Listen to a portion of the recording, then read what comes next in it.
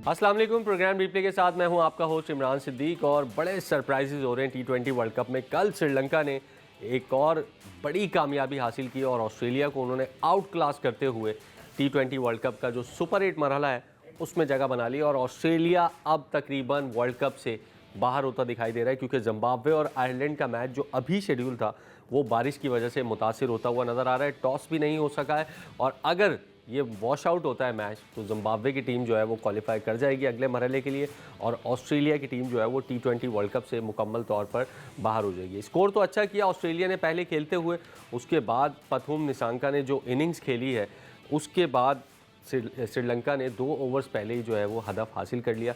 Report पहले देखते हैं और फिर इस मैच पर बात करते हैं। हाल ही केले में T20 वर्ल्ड कप के ग्रुप बी के मैच में ऑस्ट्रेलिया ने श्रीलंका की दावत पर पहले बैटिंग की तो ओपनर्स ने 104 रन का आगाज फराहम किया।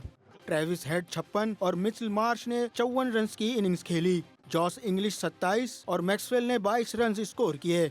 ऑस्ट्रेलियाई टीम मुकर्ररा 20 ओवर्स में 181 रन बनाकर आउट हुई। श्रीलंका की जानिब से हिमांथा ने 3 और दुष्मांथा चमीरा ने 2 विकेटें हासिल की। मेजबान श्रीलंका ने ओपनर पाथम निसांका के नाकाबिले शिकस्त सेंचुरी की बदौलत हदफ 18वें ओवर्स में ही पूरा कर दिया। कोशल मेंडिस ने 51 रन की इनिंग्स खेली। श्रीलंका ने 8 विकेटों से जीत के साथ सुपर 8 मरहले के लिए क्वालिफाई कर लिया, जबकि साबिक चैंपियन ऑस्ट्रेलिया के मुसलसल दूसरी शिकस्त के बाद अगले मरहले में जाने के चांसेस खत्म हो गए। रिपोर्ट आपने देखी। T20 वर्ल्ड कप में कोई रेट नहीं कर रहा था श्रीलंका को, जो भी सेमीफाइनल की बात कर रहा था उन 4 टीमों में श्रीलंका को शामिल नहीं कर रहा था, लेकिन अब उन्होंने T20 वर्ल्ड कप में खुद को मनवाया है। लगातार 3 जो है वो कामयाबियां हासिल की है, सुपर 8 मरहले के लिए जगह बना ली उन्होंने।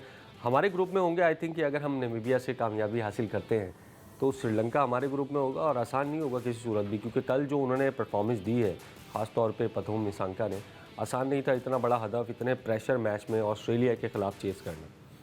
पहले तो बात ये कि आपने अगर क्यों लगाया नामीबिया के साथ, क्या अगर हम जीतते हैं, इसमें हम आगे चल के बात करेंगे। लेकिन इस पर मैं अपना जो ना ऑब्जर्वेशन आपके पास नोट करवा रहा हूँ। कंसर्न अच्छा, तो फिर कल जो इनिंग खेली निसांका ने, मेरे ख्याल में इनिंग्स ऑफ द टूर्नामेंट है और शायद T20 वर्ल्ड कप में जो थे किसी वक्त एक इनिंग इन्होंने 2012 में एलेक्स हेल्स ने खेली थी या उमर अकमल ने जिस तरह से खेली थी ऑस्ट्रेलिया के अगेंस्ट 94 जो किए थे, तो बहुत ज़बरदस्त कमाल इनिंग्स थी। श्रीलंका ऑस्ट्रेलिया को हराना इतना आसान काम नहीं है और फिर भी इतने 181 लगा हुआ है। पहली तो चीज़ ये है कि जो कमबैक किया श्रीलंका ने वो बहुत शानदार था।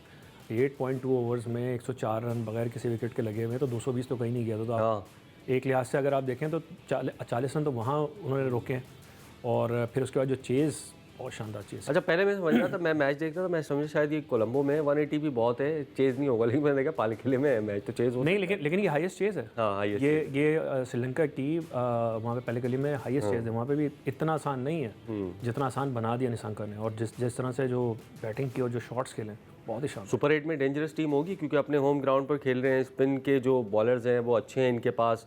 तो हम ये समझ रहे थे कि यार चलो पाकिस्तान इंग्लैंड और श्रीलंका को तो मार ही देगा, लेकिन कल के मैच के बाद लग रहा है भाई ये मैच भी टफ होगा पाकिस्तान श्रीलंका वाला। अब मैं वहाँ पे वापस आता हूँ जहाँ से आपने काम शुरू किया था। आपको डर जो है नामीबिया से लग रहा है, हाँ, और सुपर 8 में आप कह रहे हैं कि खतरनाक टीम होगी, तो कुछ भी सकते हैं, नामीबिया भी मार सकते हैं। सुपर 8 में इससे ज़्यादा खतरनाक टीमें होंगी, सेमीफाइनल में उससे ज़्यादा खतरनाक होंगी, फाइनल में उससे ज़्यादा खतरनाक होगी। तो अब काम आसान तो होना नहीं है। अब असल वर्ल्ड कप शुरू होना है। असल वर्ल्ड कप अब शुरू होना है। असल हो या नकली हो, ये दुआ करें कि शुरू तो हो चुका है, जारी रहे, ख़त्म ना हो जाए। अभी शादाब खान जो है वो सुनवाते भी हैं इनको। शादाब खान प्रैक्टिस सेशन हुआ पाकिस्तान टीम का आज और जर्नलिस्ट वहाँ खड़े थे, शादाब खान गुजर रहे थे वहाँ से, नवाज़ भी गुजर रहे थे, तो कहा कि आप लोग फाइनल तक यहीं रुकिएगा। फाइनल में पाकिस्तान की टीम जा रही है, मतलब इतनी बड़ी शिकस्त के बाद इतना कॉन्फिडेंस। क्या कहा शादाब खान ने, पहले सुनते हैं। नहीं रुकना यार, एक तो चीज़ ये है कि यही कह सकते थे। पहली बात ये है कि इसमें ज़्यादा कहते हैं ना कि चुपचाप भी गुजर सकते थे। नहीं, चुपचाप गुजरते तो ज़्यादा वो होता ना। ये वो वाली बात होती है कि बिल्कुल पहली जो चीज़ है वो ये है कि इस एरिया के अंदर जहाँ प्लेयर्स अपनी ट्रेनिंग वगैरह करने जा रहे होते हैं, यहाँ पे फैंस का या जर्नलिस्ट का एक्सेस नहीं होना चाहिए, क्योंकि ये जो जोन होता है ये आपका प्रिपरेशन का जोन है। जो मीडिया इंटरेक्शन नहीं, ग्राउंड से बाहर हैं ये लोग। ये ग्राउंड से बाहर नहीं है, वो बैटिंग करने जा रहे हैं। वो ग्राउंड में बाद में एंटर हुए हैं। नहीं, वो तो आपकी वो होती है ना, जो प्रैक्टिस एरिया है। तो जर्नलिस्ट कहाँ से बनाएंगे फिर?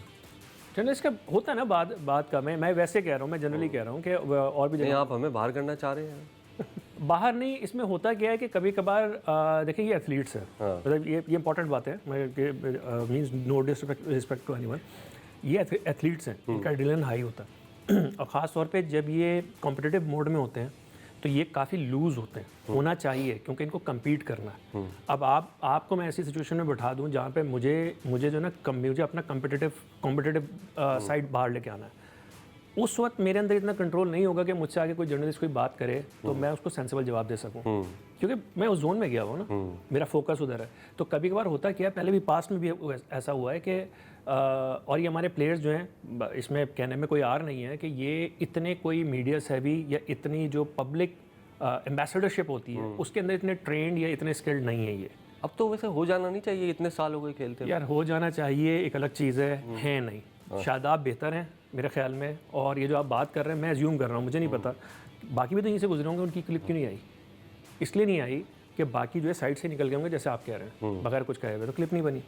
शादाब एक थोड़ा कॉन्फिडेंट या है और वो मीडिया सेवी है, तो उसने जवाब दिया और वही जवाब दिया जो पॉजिटिव है। अब वो ये तो नहीं कह सकता कि नहीं यार देखें अल्लाह मालिक है, वो अगर ये करता तो ज़्यादा बड़ी न्यूज़ बन जाती, ये इतनी बड़ी न्यूज़ नहीं है, यही जवाब देना था। पाकिस्तान नामीबिया के मैच पे बात हम करते हैं, लेकिन ग्रुप की क्या सिचुएशन है, क्योंकि आज न्यूजीलैंड ने फतह हासिल की है और उसके बाद अफगानिस्तान की टीम भी टूर्नामेंट से बाहर हो गई। सबसे पहले ग्रुप पे इंडिया टॉप पर है, यूएसए दूसरे नंबर पर है, पाकिस्तान तीसरे नंबर पर है। पाकिस्तान कल नामीबिया से जीतता है, क्वालिफाई कर जाएगा। मैच वॉश आउट भी होता है क्योंकि हल्की बारिश की भी पेशगोई है। वॉश आउट भी होता है तो पाकिस्तान को सिर्फ 1 पॉइंट चाहिए टूर्नामेंट में आगे जाने के लिए। उसके बाद ग्रुप बी, ग्रुप सी और आज जो ग्रुप डी का मैच था कनाडा और ये ग्रुप बी आ गया है। श्रीलंका क्वालिफाई कर गया है। जिम्बाब्वे जो है वो आज अगर उनको 1 पॉइंट मिलता है कनाडा के खिलाफ तो वो क्वालिफाई कर जाएंगे और ऑस्ट्रेलिया की टीम ऑफिशियली वर्ल्ड कप से बाहर हो जाएगी, चाहे वो अगला मैच अपना जीत भी जाते हैं। तो यहाँ से जिम्बाब्वे और श्रीलंका हमें जाते हुए नज़र आ रहे हैं। ग्रुप सी अगर हम देखते हैं तो उसमें भी जो तकरीबन जो है वो शॉर्ट आउट है। इंग्लैंड और वेस्ट इंडीज़ ने क्वालिफाई कर लिया। स्कॉटलैंड, इटली और नेपाल की टीमें जो है वो वर्ल्ड कप से बाहर हो गई हैं और ग्रुप डी भी अब तकरीबन सॉर्ट आउट हो चुका है और न्यूजीलैंड और साउथ अफ्रीका इस ग्रुप से क्वालिफाई कर गए हैं। बाकी सारी टीमें जो है वो टूर्नामेंट से बाहर हो गई। तो कल जो पाकिस्तान नामीबिया का मैच है, पाकिस्तान शायद आखिरी टीम होगी जो सुपर 8 मरहले में जाएगी। प्रोग्राम में शामिल करते हैं एक ब्रेक के बाद वापस आकर कल के मैच पर गुफ्तगू का सिलसिला जारी रखेंगे।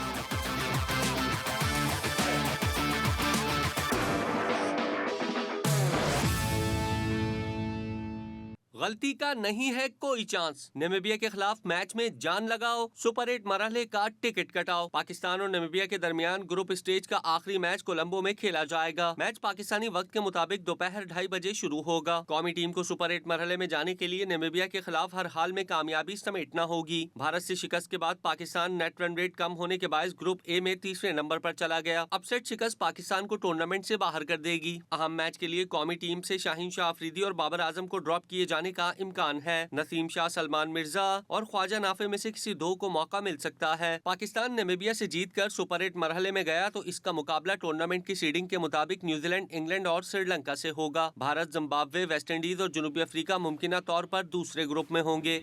रिपोर्ट आपने देखी और पाकिस्तान टीम में कल के मैच के लिए 1 से 2 तब्दीलियों का इम्कान है। कहा जा रहा है कि शाहीन शाह अफरीदी को शायद ड्रॉप किया जाए, बाबर आजम को ड्रॉप किया जाए और सलमान मिर्ज़ा, नसीम शाह में से एक खेलें। ख्वाजा नाफे जो है वो टीम में खेल सकते हैं। क्या समझते हैं कि चेंजेस जो हैं वो पाकिस्तान टीम में होनी चाहिए या फिर उसी 11 के साथ जाना चाहिए जो हमारा एक मंत्र है, विनिंग कॉम्बिनेशन? अब तो खैर नहीं है विनिंग कॉम्बिनेशन नहीं, चेंजेस तो होनी चाहिए और फ्लेक्सिबिलिटी होनी चाहिए। इंडिया भी अगर स्क्वाड भी आगे सामने है। इंडिया की भी अगर हम बात करते हैं तो इंडिया ने भी देखें according to situation Kuldeep Yadav को खिलाया ना, अर्शदीप ने बुरी बॉलिंग तो नहीं की थी। तो और जबकि अर्शदीप आपका इंडिया का काफ़ी लीडिंग बॉलर रहा है, जहाँ पे ज़रूरत पड़ी तो बुमराह की जगह पर सिराज भी खेले, अभिषेक की जगह भी संजू सैमसन खेले थे। तो डिपेंडिंग द सिचुएशन आपको चेंजेस करनी चाहिए। क्या नामीबिया के ख़िलाफ़ मैच उतना प्रेशर होना नहीं चाहिए पाकिस्तान के ऊपर। तो अब देखना ही होगा कि बॉलिंग में तो आपको चेंज करना पड़ेगा फॉर श्योर, क्योंकि आप इंडिया वाला मैच बॉलिंग से आ रहे हैं। एक शायद अब एंटिसिपेशन ये है कि शायद मैं उस पर क्लियर नहीं हूँ, थोड़ा कंफ्यूज हूँ कि क्या ये सही टाइम है वो करने का या नहीं। मुझे लगता है कि अब कॉम्बिनेशन में भी चेंज होगा। अब शादाब और नवाज़ दोनों साथ शायद टीम में ना खेल पाएँ। अच्छा।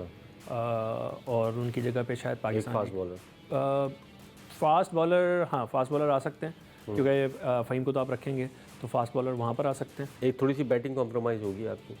बैटिंग कॉम्प्रोमाइज़ देखें, ये वही चीज़ है जो मैं अरसे से भी ये बात करता रहा हूँ कि बैटिंग में 6 आप जो बैटर्स होते हैं, 7वां बैटर अगर आपने उधर इन्वेस्ट करना, उसका रिटर्न ऑन इन्वेस्टमेंट के चांसेस बहुत कम होते हैं। या आप 8वें बैटर्स की, वैसे ही आप 8वें नंबर के ऊपर लेके आ रहे हैं, फ़हीम अशरफ है ना अभी आपके पास, कहाँ यूटिलाइज़ हो रहा है, ठीक है।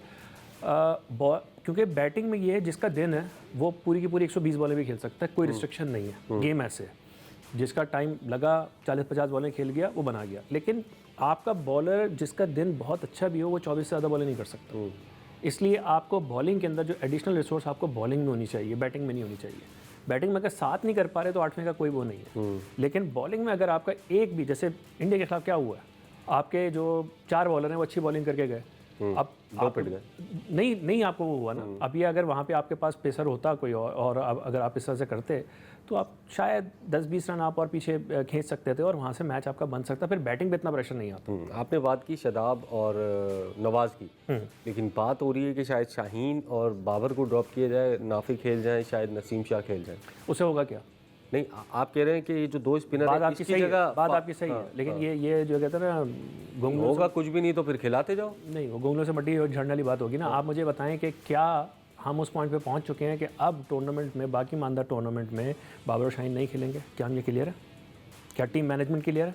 ये तो डिपेंड करता है सुपर 8 पे पिच कैसी मिल रही है आपको कंडीशंस कैसी ये दोनों, इन दोनों की परफॉर्मेंस का पिच से क्या ताल्लुक है ना, क्यों नहीं है ताल्लुक? क्या ताल्लुक है? पेसर है बाबर और शाहीन की जो परफॉर्मेंस है, उनकी परफॉर्मेंस में जो डिप आया हुआ है उसका कोई ताल्लुक ही नहीं है, बिल्कुल टोटली आउट ऑफ फॉर्म है। ठीक है, आप मुझे बताएं कि शाहीन ने जो बॉलिंग की, आप उसको कंपेयर करें बुमराह से, और पांड्या भी यहीं पे बॉलिंग करके गए ना। मुझे तो कुछ और ही पिच लग रही थी वो। एग्जैक्टली।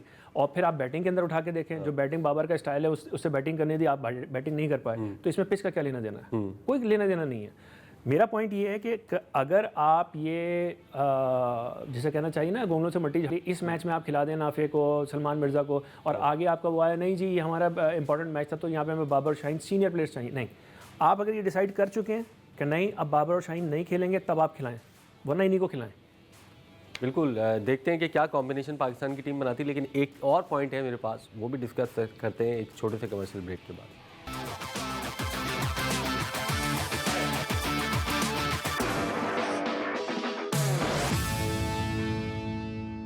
प्रोग्राम में एक मरतबा फिर खुश आमदीद। और जैसे आपने ब्रेक से पहले कहा कि क्या आप फाइनली ये डिसाइड कर चुके हैं कि शाहीन शाह अफरीदी और बाबर आजम को आगे टूर्नामेंट में नहीं खिलाना, तब तो ड्रॉप बनता है। लेकिन बात ये है कि यही वाला तो मैच है जिसमें आपने कॉम्बिनेशन भी अपना देखना है कि यार अगर ये इसमें भी फेल हो जाते हैं तो आगे जाके क्या न्यूजीलैंड में कॉम्बिनेशन चेंज करेंगे आप? क्योंकि यहाँ पर आप ट्राई कर सकते हैं किसी को खिला के, किसी को अपना कॉम्बिनेशन चेंज करना है या अपनी जो स्ट्रेटजी है वो चेंज करनी है। लेकिन न्यूजीलैंड, इंग्लैंड, श्रीलंका जिस तरह की फॉर्म में है वो तो नहीं देंगे आपको मौका। नहीं तो आपको क्यों टेस्ट करना है? नहीं, आगे वर्ल्ड कप का मैच है। नहीं, ये कोई प्रैक्टिस मैच थोड़ी है, ये वर्ल्ड कप का मैच है तो नामीबिया ना। नहीं, ये जो अप्रोच है ना, यही गलत अप्रोच है। ये जो आपको टेस्टिंग करनी थी, इसके लिए आपकी बायलैटरल सीरीज होती हैं, आपकी प्रिपरेटरी सीरीज होती है। बायलैटरल सीरीज में जो प्रिपरेशन की थी वो फेल हो गई ना, इंडिया की फेल हो गई ना। तो अब आप उसको बैक करें, इंडिया के खिलाफ हुई है, अच्छी टीम के खिलाफ हुई है। अब नामीबिया जो इंडिया जैसी टीम तो नहीं है ना। या चले मैं आपको एक दूसरे जाविये से ये बात करता हूँ कि ये जो टीम थी या जो आपकी अरेंजमेंट थी या प्लानिंग जो थी वो इंडिया के खिलाफ तो हर किसी के खिलाफ चल रही है ना। तो इंडिया से तो हारे हैं। अब जो है कि इतना ज़्यादा पैनिक करने की क्या ज़रूरत है? आपको पैनिक करने की ज़रूरत नहीं है। आप पैनिक करेंगे आप अगले मैचेस भी हार जाएंगे। अब मिसाल के तौर पे आप जिसको वापस लेके आते हैं, सलमान मिर्ज़ा परफॉर्म कर देता है, उसमें पोटेंशियल है, बिल्कुल करेगा। नाफे को आप लेके आते हैं, वो परफॉर्म कर देता है। अब आप अगले मैच में क्या करेंगे? खिलाएंगे ना उनको। मैं यही बात कर रहा हूँ कि अगर आपकी सोच ये है कि वो वही खेलेंगे, अगर वो परफॉर्म करते हैं वही खेलेंगे, तब तो आप चेंज करें। लेकिन अगर आप इस सोच से मेरी शायद नहीं कंप्लीट बात समझे। आपने बाबर शाहीन को खिला दिया इस मैच में, फेल हो गए। मैं ये कह रहा हूँ फिर आप नाफे को और सलमान मिर्जा को डायरेक्ट न्यूजीलैंड, इंग्लैंड के खिलाफ उतारेंगे। एक मैच तो दो, वर्ल्ड कप का डेब्यू तक नहीं हुआ उसका। नहीं, कोई बात नहीं। देखें ये टॉप प्लेयर्स हैं और ये हमें ये चीज़ निकालनी पड़ेगी। इससे पहले कितनी एक्सपीरियंसेस हैं। सलमान बट का डेब्यू जो है वो चैंपियंस ट्रॉफी 2004 में सेमीफाइनल में हुआ था। आप प्रोफेशनल प्लेयर हैं, आपको मेंटली रेडी रहना चाहिए। अभी मुझे और एग्जांपल्स नहीं याद आ रही। अब आप कुलदीप यादव को कल उसने इंडिया पाकिस्तान के खिलाफ उसने बॉलिंग की है, तो क्या हम उसको ये बोलें मिसाल के तौर पे कि क्योंकि ये पिछले मैचेस नहीं खेला तो अभी परफॉर्म नहीं कर सकता? कुलदीप यादव से बड़े हैं ये प्लेयर्स, नहीं ठीक है। बुमराह नहीं खेले थे, अभिषेक शर्मा वापस आए, चलें फेल हो गए, तो क्या अब अगले मैच में उसको बैठा देंगे? संजू सैमसन आ जाएगा? नहीं, ऐसा नहीं होगा। आप अपनी एक स्ट्रेटजी से जाते हैं, एक आपकी अपनी प्लानिंग होती है, आपके प्रिफर्ड प्लेयर्स होते हैं। आप 11 की जब 15 का स्क्वाड बनाते हैं, आप 11 प्लेयर सेलेक्ट करते हैं और 4 प्लेयर्स उनके बैकअप में होते हैं। वो 11 प्लेयर्स जो हैं वो आपके ऐसे होने चाहिए, सिवाय आप ये कह सकते हैं एक आपका टैक्टिकल बैकअप होना चाहिए कि अगर कंडीशन ऐसी हुई तो हम ऐसे जाएंगे, जो कि पाकिस्तान करता हुआ दिखाई नहीं दे रहा है। पाकिस्तान को हर हाल में एक ही तरीके से खेलने की जिद हुई हुई है, ठीक है। तो जब जिद है तो आप अगर टैक्टिक्स चेंज नहीं कर रहे, जो मैंने पहले शुरू में मतलब कहने का मकसद है कि आप फेवर में नहीं है कि शाहीन और बाबर को इस वक्त ड्रॉप किया जाए? बिल्कुल भी नहीं। क्यों? आप वही प्लेइंग 11 के साथ बिल्कुल, जाएंगे? जब इतने अरसे आपने उनके ऊपर इन्वेस्टमेंट की है, ये 5 साल से खेल रहे हैं, 5 साल से खेल रहे हैं नहीं ज़्यादा हो गए भाई। T20 वर्ल्ड कप तो 5 साल से खेल रहे हैं ना, सारे के सारे मैचेस खेले हैं उन्होंने। तो भाई खेलें, और नहीं परफॉर्म करते। मैं लोगों को याद दिलाता चलूँ इस टॉपिक के ऊपर, काफ़ी लोग कह रहे हैं कि ये हो गया वो हो गया। एक चीज़ जो हमारी जो जेन जी है या जो आज के जो हमारे शायकीन है वो ये भूल जाते हैं, जब वो देखते हैं ना हमारे 90s के या पुराने लेजेंड्स की तरफ, वही समझते हैं कि शायद ये सारे के सारे जो लेजेंड्स थे ये रिटायरमेंट लेके गए थे। वसीम अकरम, वकार यूनुस, सईद अनवर से बड़े लेजेंड्स नहीं हैं, मानते हैं यार कोई? ये ड्रॉप हुए थे। फैक्ट ये है कि वो ड्रॉप हुए थे। इंतज़ाम उल हक 2003 के वर्ल्ड कप के बाद ड्रॉप हुए थे। शुएब अख्तर ड्रॉप हुए थे। शाहिद आफरीदी ड्रॉप हुए थे। क्यों? क्योंकि वो आईसीसी इवेंट्स में ये जो आपकी जो टॉप टियर थी उसमें डिलीवर नहीं कर पा रहे थे। तो जिनको दुनिया आज तक लेजेंड मानती है उनको ड्रॉप किया गया था कि भाई टीम ने कहा आप परफॉर्म नहीं कर रहे, मैं लेके आ जाऊंगा, और जो भी हमारी जो मैं नाम नहीं ले रहा, जिनको भी लेके आया उनकी जगह पे। तो भाई ये जो लॉट है ये उनसे बड़े लेजेंड्स हैं। नहीं तो खिलाओ, नहीं परफॉर्म करते, अल्लाह खैर चल यार। मतलब आप पूरा ही पत्ता काटना चाह रहे हैं? मतलब नहीं, वर्ल्ड कप में परफॉर्म नहीं कर, वर्ल्ड कप के बाद फिर फॉरएवर ड्रॉप। इमरान, ये नहीं होना चाहिए कि हर मुश्किल जगह के ऊपर ये बच जाएं और कहीं आसान मैचेस में परफॉर्म करके फिर बड़े मैच के लिए में जाके हम इनको दोबारा देखें। क्यों देखें? जब इतने अरसे इन्होंने किया है तो भाई वर्ल्ड कप जिताओ। नहीं जिता सकते, शुक्रिया, आप बहुत अच्छे प्लेयर हैं, लेकिन आप हमारे लिए वर्ल्ड कप जिताने वाले प्लेयर नहीं हैं। 5 साल हो गए यार। 2021 में आपने किया, कौम ने आपको सर पे बैठाया। 2022, 2023, 2023 का वर्ल्ड कप, 2024 का वर्ल्ड कप, 2025 की चैंपियंस ट्रॉफी, 2026 का वर्ल्ड कप। भाई कब आएगी परफॉर्मेंस? आपने इंडिया के आपने हारिस रऊफ को बाहर किया, ठीक है, रिजवान को आपने बाहर किया, उनके नंबर्स खराब हैं। Haris Rauf Pakistan leading wicket taker है T20 आईज में, क्यों बैठाया आपने? एशिया कप फाइनल की वजह, जो कुछ भी है कि भाई वो उधर नहीं कर पा रहा। रिजवान को आपने क्यों बाहर किया? अभी आप उसके नंबर्स उठा के देख लो, नंबर तो उसके अच्छे हैं। आपके नंबर्स के हिसाब से आपका टॉप विकेट कीपर बैटर है आपका। जब वो बाहर हो सकते हैं तो इनमें कौन से सुरखाब के पर लगे हुए हैं? इनका भी एहतसाब ऐसे ही होना चाहिए। बिल्कुल जी। कल क्या प्लेइंग 11 होगी पाकिस्तान की ये तो मैनेजमेंट ही बता सकती है, लेकिन जो खबरें चल रही थी उस पर हम डिस्कस कर रहे थे कि बाबर आजम और शाहीन शाह अफरीदी को शायद इस मैच से ड्रॉप करके 2 नए खिलाड़ी शामिल किए जाए। प्रोग्राम में ब्रेक शामिल करते हैं, ब्रेक के बाद वापस आकर गुफ्तगू का सिलसिला जारी रखें।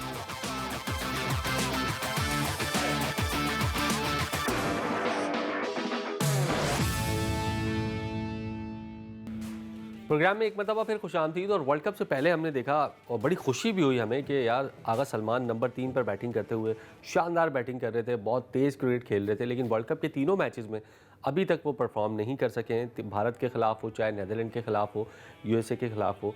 ये प्रेशर है या कप्तानी का प्रेशर है, बैटिंग का प्रेशर है? क्योंकि वर्ल्ड कप से पहले तो AB डिविलियर्स बने हुए थे, वो अभी तो कहीं पे भी नज़र नहीं आ रहे तीनों मैचेस में। और ख़ास तौर पे जो इंडिया के अगेंस्ट शॉट खेला है उन्होंने, मतलब नथिंग शॉट यार। इस चीज़ में काम करना पड़ेगा। उनमें कैपेबिलिटी पूरी है, उन्होंने वो दिखा भी दी है। और आगा सलमान कोई सर्किट में नए प्लेयर नहीं है। मतलब 2016 से मतलब लोग भूल जाते हैं कि लाहौर कलंदर में वो पिक भी हुए थे सेकंड सीजन में, ठीक है, आके वो जा चुके थे। वो T20 की आपके फ्रेम में कब आए या कंसिडरेशन में कब आए? जब वो इस्लामाबाद यूनाइटेड गए, तीसरे नंबर के ऊपर खेला, अटैकिंग वो चल रही थी और साथ में ये जाके खेलते थे। इनको 5वें नंबर पर ले जाना गलत था। क्योंकि इनकी जो जगह बनती है वो बनती है तीसरे नंबर पे, और जिस तरह के जिस टेम्पलेट के साथ हम खेलना चाहते हैं उसमें आपके पास बेस्ट रिसोर्स चाहिए इस वक्त आगा। हाँ, ये जो शॉट सिलेक्शन है ये इनको सही करनी पड़ेगी। जैसे इंडिया के खिलाफ जो ये खेले हैं, आउट होना कोई मसला नहीं है, और जैसे मैं साजिद फरहान को बहुत ज़्यादा ब्लेम नहीं करूँगा, मैं साइम को उस मैच में, क्योंकि देखें जब आपने 175 पार से 20 रन 25 रन ऊपर का मैच है और आपको पता आपने जाते ही मारना है, आपने करना है, और ये अब ये मॉडर्न डे के अंदर ये एक्सेप्टेबल है कि पावर प्ले के अंदर अगर आपकी 2 विकेटें भी गिर जाएं तो कोई बात नहीं, लेकिन आपने गेम छोड़ना नहीं, आपने अटैक करना है। वहाँ तक बात सही है। उसके बाद जब बाबर और आगा आ गए थे तो यही स्ट्रैटेजी मुझे लगी कि उसके बाद भी वो डोमिनेट करना चाहते थे कि अभी हम थोड़े रन करें तो ये पीछे हटेंगे, लेकिन जो शॉट सिलेक्शन थी वो गलत थी। हाँ, कि आप टैकी पिच आप खुद कह रहे हैं, उसके बाद आप टैकी पिच के ऊपर क्रॉस बैट नहीं मारते, आप पिंडी में नहीं खेल रहे हैं, आप जिस सरफेस पे खेल रहे हैं आप उसी, और अच्छे शॉट्स मारते हैं वो, सीधा भी शॉट अच्छा मार लेते हैं, पैडल अच्छा मार लेते हैं, तो शॉट सिलेक्शन अच्छी करनी पड़ेगी। और आगा को नंबर 3 पे बिल्कुल सही है। साइम का क्या करना है? ये बॉलिंग से बचे जा रहे हैं, एशिया कप में नहीं बैटिंग से परफॉर्म किया, वर्ल्ड कप में नहीं किया, 2024 का वर्ल्ड कप था उसमें नहीं परफॉर्म किया, तो ये कब तक, मतलब उनकी जो प्राइमरी जॉब है वो तो बैटिंग है, आते हैं एक छक्का मारते हैं, नो लुक वाला आउट हो जाते हैं। तो आप ये कह रहे हैं दूसरे लफ्ज़ों में कि हमारी माजी करीब की तारीख़ के में जो एक किरदार गुजरे हैं मोहम्मद हफीज़, ये मोहम्मद हफीज़ बनते जा रहे हैं।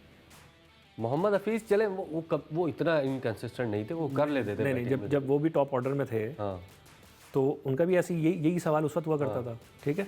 फिर मोहम्मद हफीज़ का कैरियर किधर बना? बॉलिंग में तो बना, बैटिंग में वो किस नंबर पे चले गए थे? तीसरे, चौथे, 5वें पे चले गए थे। हाँ, ठीक है। हाँ, आखिरी फेज में अपने करियर के, जब उन्होंने अपनी पीक, लेकिन इनका तो आखिरी फेज नहीं, इनका शुरू हुआ है अभी भाई नहीं कर पा रहे ना, तो जो सवाल है वो ये है कि भाई फिर कॉम्पीट जो है वो आप ओपनर से मत करो, इनका कंपटीशन नवाज और शादाब से बनता है, आओ स्लॉट के अंदर फिर कम्पीट करो। मेरा पॉइंट समझ रहे हैं? आप ये कहना चाह रहे हैं कि ओपनर से हटा के उसको नीचे लाओ? बिल्कुल, अगर आपने बॉलिंग करनी है तो, अगर आपने एज ए बॉलिंग ऑलराउंडर खेलना है, ठीक है, बॉलिंग अच्छी कर रहा है, नंबर 1 में से वो भाई नंबर 1 है ना, तो उसकी फिर यूटिलाइजेशन भी वैसी होनी चाहिए, ठीक है। आप जो है फिर शादाब और नवाज वाला जो रोल आप कर रहे हैं, आप उस वाले ब्रैकेट में ओपनर किसको लेके जाएंगे? आपके पास फखर जमान मौजूद है, ड्रॉप कौन होगा? क्या मतलब ड्रॉप कौन होगा? शादाब या नवाज में से, भाई देखिए आप कितने खिलाएंगे, आप ये थोड़ी कर सकते हैं। आगा भी खेल रहे हैं, चले आगा ने थोड़ी बहुत बॉलिंग करके आपको दिखा दी। बाबर नहीं हो सकते ओपनर? बाबर मोस्ट सूटेबल फखर ने अभी बहुत 2-3 साल हो गए ओपनिंग नहीं की है। अभी मैं इमीडिएट की बात नहीं कर रहा, मैं सवाल साइम वाली बात कर रहा हूँ कि साइम को अगर बॉलिंग की बेसिस पे खिलाना है तो फिर उनको रोल वाला दिया जाए जिसमें bowler who can bat.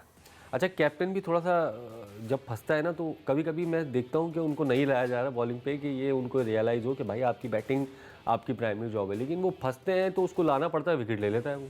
Netherlands के खिलाफ लाए, फंसे हुए थे, 2 विकेटें ले गया। इंडिया के खिलाफ लाए, 3 विकेटें ले गया, मतलब तीन ली थी, 2 ली थी इंडिया के खिलाफ, शायद 3 विकेट। तो बॉलिंग इतनी अच्छी कर रहे हैं, उतनी ही खराब बैटिंग कर रहे हैं। तो इसका सोल्यूशन है ना, मैं जो आपको बात, हाँ, ये जो आप थोड़ी देर के लिए शक्ल से निकल जाएं, आप रोल में आए कि ऐसा आपके पास बैटर हो जो कि बॉलिंग अच्छी करता हो और वो बैटिंग भी कुछ कर सके। तो यही रोल डेफिनेशन तो नवाज की है, यही रोल डेफिनेशन तो आपने शादाब की रखी। तो ये 3 बंदे कैसे खेल रहे हैं साइड में, आप इस जगह पे पक्का ओपनर लेके आए। हाँ, खैर ये वर्ल्ड कप है, वर्ल्ड कप में तो मुझे नहीं लगता ऐसे कोई तजर्बात हो सकते हैं, लेकिन अगर वर्ल्ड कप के बाद आपने साइम अयूब को खिलाना है तो ठीक कह रहे हैं कामरान भाई कि आपने फिर उनको शादाब और नवाज के रोल में अगर देखना है तो फिर वहीं पे उनको बैटिंग करनी चाहिए अगर वो एज अ बॉलिंग ऑलराउंडर खेलते हैं। पाकिस्तान की टीम कल नामीबिया के खिलाफ मध्य मुकाबिल होगी। डू और डाई मैच है, पाकिस्तान को कामयाबी हासिल करनी है, लेकिन अगर बारिश होती है, 1 पॉइंट भी मिल जाता है पाकिस्तान को, तो पाकिस्तान की टीम सुपर 8 मरहले में चली जाएगी और न्यूजीलैंड, इंग्लैंड और श्रीलंका से वहाँ पर टफ टीमों से मुकाबला होगा। सो लेट्स सी कि पाकिस्तान सुपर 8 मरहले में जाता है नहीं। कल एक और प्रोग्राम के साथ आपकी खिदमत में हाजिर होंगे, तब तक के लिए अल्लाह हाफ़िज़।